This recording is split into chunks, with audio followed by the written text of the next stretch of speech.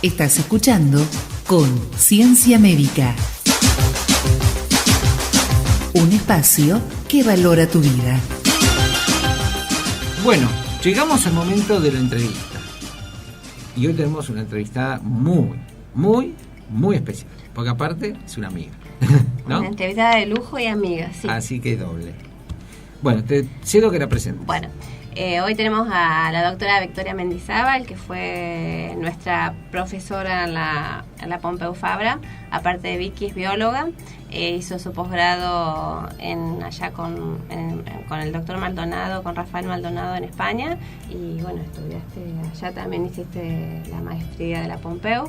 Y bueno, y lo más importante es que sos nuestra amiga y te queremos mucho. Y bueno, lo que vas a hablar hoy es de adicciones y bueno, nos vas a dar no un pantallazo, sino unas cuantas cosas de todo lo que sea adicciones y de géneros y bueno, y qué es la cocaína y las drogas y bueno, todas esas cosas. Un gusto tenerte con nosotros en la mesa. Estar acá siempre. Ya es mi tercer año, voy acompañando con el crecimiento de este programa y bueno, hoy hablando de algo diferente. Algo diferente, hoy vamos a hablar de adicciones básicamente, ¿no? Nos venís a contar, es enorme el tema, tiene aristas por donde quiera, vamos a tratar de ordenar un poquito y la que mejor la vas a ordenar sos vos, que sos la especialista. Así que creemos que es un tema aparte tan prevalente, porque hoy en Argentina sobre todo parece que nos hemos dado cuenta que ya Argentina no es tan de paso como se decía antes, ya estamos en un problema de consumo, nuestra juventud está entrando en un carril muy complicado, el narcotráfico también está metido en el medio, la cosa está bastante más pesada y tenemos muchos padres y muchas familias muy angustiadas y hasta muy destruidas en muchos casos por este problema, más allá de las adicciones sociales o las permitidas o las legales y las ilegales, si es bueno legalizar o no sé, hay un debate por donde quiera. Tratemos de poner un poquito de luz en esto. ¿Qué es una adicción? Bueno, yo creo que el contexto es muy propicio por todo lo que vos decís, porque digamos que si uno tuviera que establecer una evolución en cuanto a cómo se conceptualizaron a lo largo de la historia las adicciones, bueno, se ha ido poniendo el acento en distintas cuestiones que tienen que ver, como vos puntualizabas, con disminuir la oferta, entonces perseguir a los traficantes o digamos, a las personas que habilitan el consumo de drogas, en este caso ilegales. Ahora, con todo el tema de la marihuana medicinal, también se suma el debate acerca de, marihuana es buena, es mala, se debe legalizar, en qué contexto, de qué manera, la tenencia sí, el consumo no, el tráfico sí. Bueno, todo ese debate que es muy actual y muy vigente también tiene que ver con otro fenómeno que si quieren podemos conversar, que es el de la investigación acerca de las adicciones, que es el tema que yo más manejo, que es el tema que yo he estudiado. Que no es un tema, antiguo. O sea, si uno piensa en las adicciones, ya, desde fines del siglo XIX ya empieza a conceptualizarse como un problema. Las guerras del opio, después toda la cuestión de la persecución de la ley seca en Estados Unidos, todo el siglo XX hasta llegar a los 80 con la aparición y la gran aparición de la cocaína, de la heroína en Europa. Como que fueron cambiando sobre todo los patrones de consumo de distintas drogas que en un principio se daban en determinados grupos sociales o en determinados grupos etarios, y que a partir sobre todo de los años 60 empiezan a proliferar porque empiezan a cambiar las pautas culturales, porque empiezan a cambiar ciertas ideologías, porque también el mundo se hace más pequeño y las drogas circulan con mucha más facilidad, porque los medios de comunicación empiezan a hablar de las drogas con mucha mayor frecuencia. Entonces hoy estamos en una situación completamente diferente, y en el caso de Argentina, volviendo, se da esto que vos decías, Miguel, de que es algo de lo que se está hablando mucho, y al hablar mucho de algo se crea un interés, y en algunos grupos y en algunas personas se crea una curiosidad y se crea una necesidad de ir, a probar.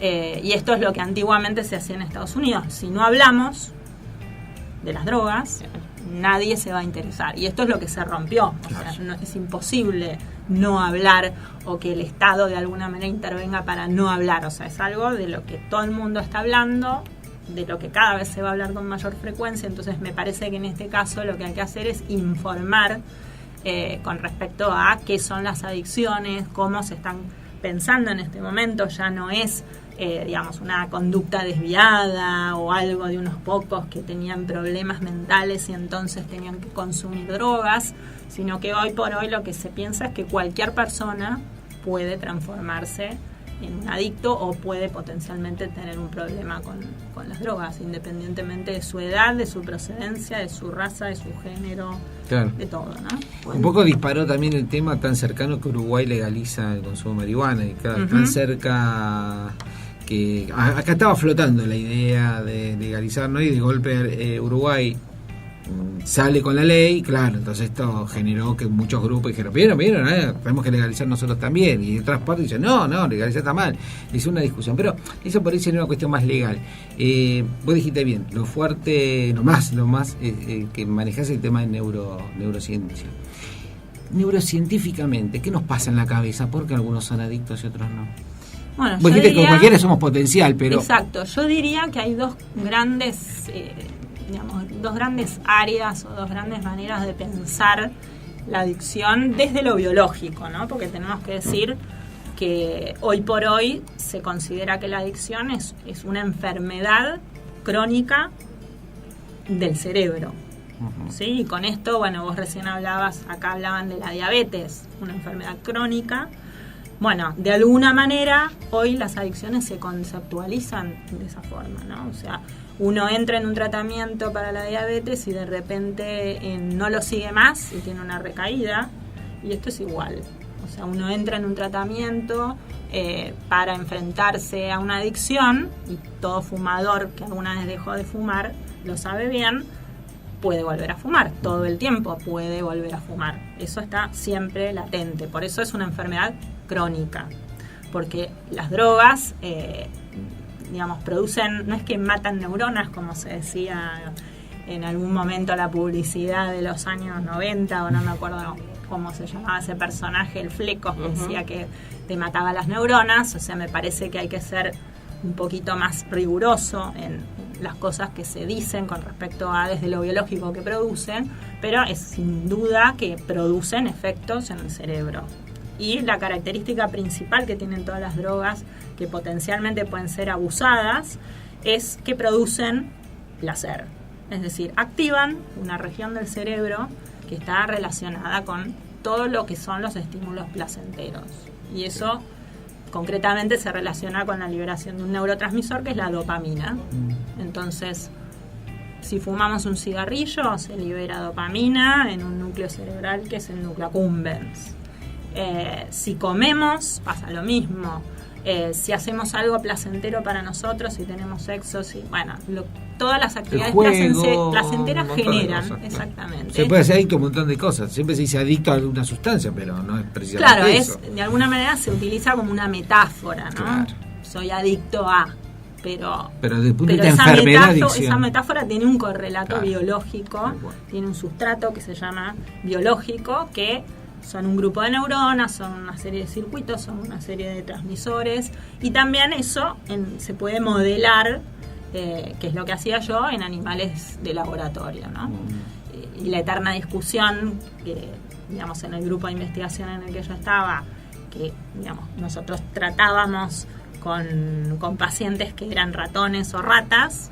Bueno, lo que nos venían a decir los que trataban humanos, pero es una rata, pero es un animal, o sea, no se puede convertir en adicto. No lo podés extrapolar. No se puede extrapolar, pero sí existen modelos animales que te permiten visualizar algunas conductas, como lo que hoy se considera, digamos, algo, digamos, básico para determinar si una persona tiene o no una dependencia, que es la compulsión por ir o lo que se llama el ansia de la droga, es decir, esa sensación interna de no poder hacer otra cosa que ir a buscar esa droga, ¿no? Cuando hablamos de drogas, ¿es amplio el término. ¿A qué drogas específicamente te estás refiriendo? ¿A cannabis? ¿A opioides? A todo. Acá, digamos, artificialmente, volviendo a lo que es la conceptualización social de las drogas, digamos, de manera artificial se separó lo que son las drogas legales de las ilegales, pero desde el punto de vista biológico,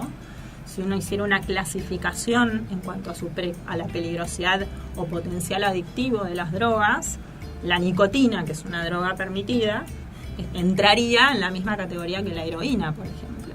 ¿Y el alcohol? Y el alcohol un poquito menos, pero también entraría en esa categoría, mientras que el cannabis no estaría en esa clase, y sin embargo no es legal en algunos países, en la mayoría de los países no es legal, en nuestro país no es legal.